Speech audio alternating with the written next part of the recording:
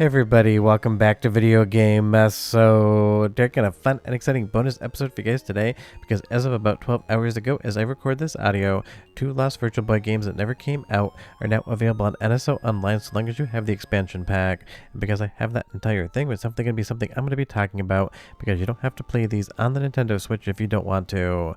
And honestly, the community is always doing something fun with these games when they come out, and it's no different here. We get not only Dragon Hopper, but also Zero Racers, kind of a spin-off of F-Zero on the Virtual Boy, and you can play them today, and that is amazing. Because one thing about the Virtual Boy, sure, it wasn't a success at the market, but honestly it had a lot of fun technology in it, and even if it's not going to be the same as playing on a real Virtual Boy headset, it's going to be a fun time. Just be aware that you can definitely emulate these things. Obviously, I'm not capturing this off an actual Switch 2 for ease of use. Before we get too far involved though, do me a huge favor down below, hit like and subscribe and ring that notification bell, definitely helps us out. And if you feel so inclined and want to support the channel, I got a Patreon link down below as well. But I know these will probably run on some Virtual Boy carts out there as well, the ones you can load your own games up to, so you'll definitely be having a lot more fun if you own an original Virtual Boy headset as well. But I will say right off the top, Dragon Hopper, 10 out of 10 fun game. I had seen previews of this before, I knew it was coming out, but I didn't really know what to expect, and honestly, this is basically like a 2D jumping flash on the Virtual Boy. If you never played Jumping Flash on the PlayStation 1, absolutely charming early PlayStation 1 game that I can't recommend enough. But I'm playing these on BizHawk right now, and everything works perfectly fine, so it is fun that the community allowed us to kind of be able to enjoy these, so long as you have that NSO Online with Expansion Pass kind of situation. I'm sure you can understand what I'm trying to say here, honestly. But really, this is the preservation that I love, and the Virtual Boy definitely had a lot more games in development than we ever saw actually released to a retail environment, because Nintendo basically bet the farm on this thing being the new Game Boy, and unfortunately it was not that for them.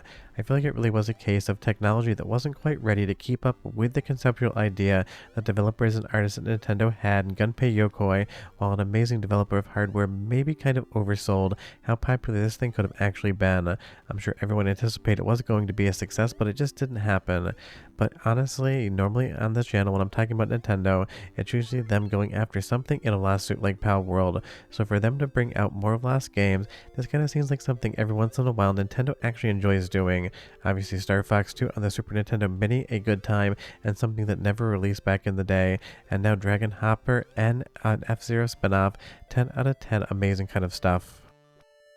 But I would say of the two games, Dragon Hopper, also going by the name of D Hopper, is my favorite of the two, because Zero Racers gives me a little bit of hell in the spatial awareness department. And I would say these kind of platform games when you're actually going up into the screen and it isn't such rapid pace of gameplay really does work within the confines of what the Virtual Boy overall aesthetic is doing. And again, this game is just so charming, so fun. It has a decent amount of story as well, maybe the most story on any game in Virtual Boy, at least that I've played. It really kind of gives you just enough to really sit down and enjoy the hell out of it, and that's something wasn't on my bingo card for 2026 to get not one but 2 lost Virtual Boy games. And like I said earlier, usually I'm giving Nintendo hell, but I love that they do this every once in a while, and I love just how pretty and aesthetically pleasing this game is. Now I did capture this in black and white versus the red just because I don't really love that image as much when I'm capturing it, editing it, and putting it up on YouTube. I feel like the black and white kind of encode just a little bit better. But the nice thing is, if you do want to run this on something like BizHawk, you can do 3D as long as you have the glasses or the monitor, and you can kind of play around with anything you want. I'm sure on Red Viper it's going to be amazing on the 3DS as well, because that would be my preferred way to play. This really isn't a situation where you can capture it easily. But Dragon Hopper is just so fun, and I love that we're actually able to play this game, because I have seen this or heard mention of it before, and it always seemed like could have been maybe not a system seller, but a very fun game to pick up after you got your Virtual Boy. But of course the actual system was an absolute dumpster fire at retail, so we never got a lot of games that were either in development or completely finished up like you're seeing here, because there really isn't anything to indicate this is anything other than a complete game. Let's do the first soundtrack sample, then we'll hop into Zero Racers and talk about the F-Zero spinoff that we also got from Nintendo.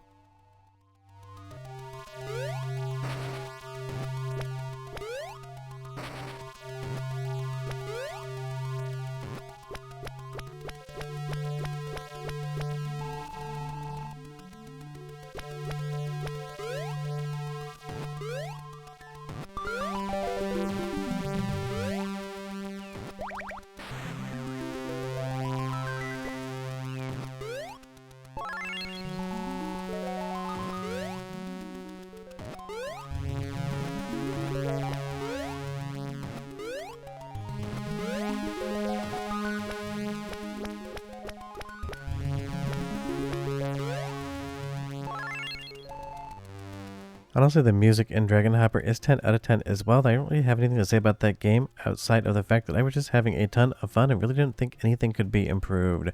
Now, turning over to Zero Racers, this is one that on paper absolutely seems like it would be a ton of fun, and I'm sure once people get to spend more time with it, because of course it's been out for less than 24 hours, they will learn a little bit more of the overall playability and how to actually get through a race. But I will say right now, this is where I always felt like the Virtual Boy hardware didn't do as good of a job, because obviously we're in 3D, we're in wireframe, but trying to navigate that pseudo 3D space, what I imagine was just basically wireframe sprite scaling for lack of a better term, it can be a little bit difficult, at least for me personally. So when you see me bouncing off the walls, you know exactly that I'm trying to do a good job here, but again, these games haven't been out that long, so it's not like I've had a lot of practice on it.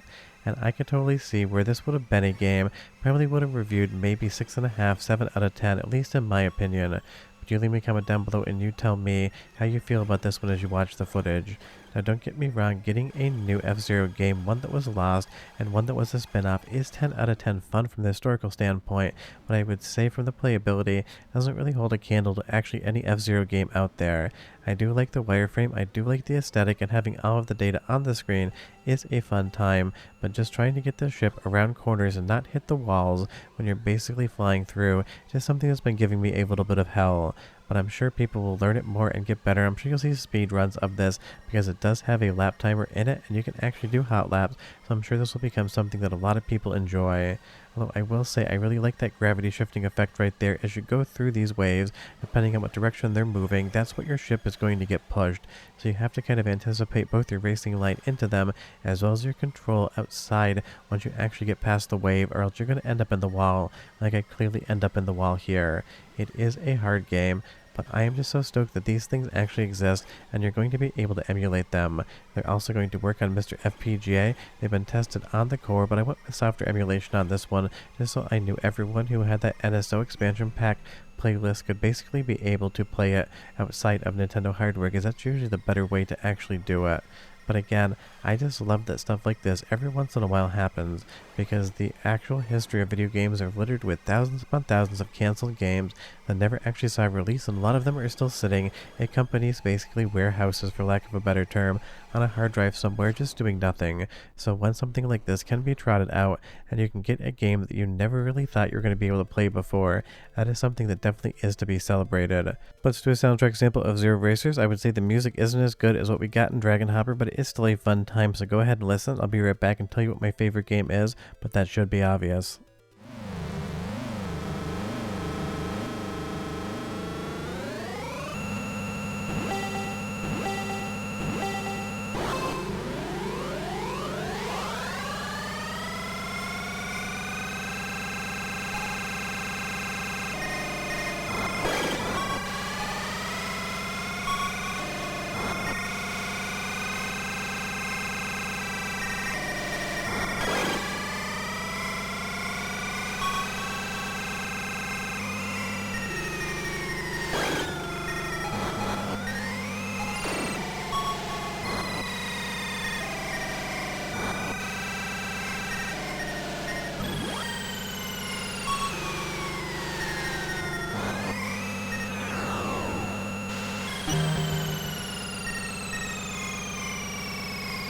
I mean, the soundtrack's nowhere near as charming as Dragon Hopper, and honestly, Zero Racers isn't anywhere near as fun as Dragon Hoppers, but I'm sure a lot of people will be stoked about it.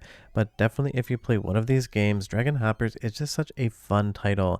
It's cute, it's charming, it has a lot of story, a lot of levels, amazing graphics, really good music, and a really fun gameplay loop. And if you're a fan of Jumping Flash, then this one is going to be right up your alley. And if you've heard me talk about Jumping Flash before on the channel, it is one of my favorite PlayStation 1 games of all time, just because it has such a weird and charming and kind of cartoonish aesthetic.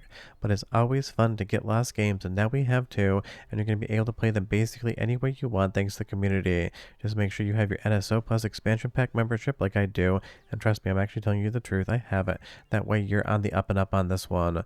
But short of that, it's a fun day for Nintendo fans, and especially for Virtual Boy fans, like 24 of you out there.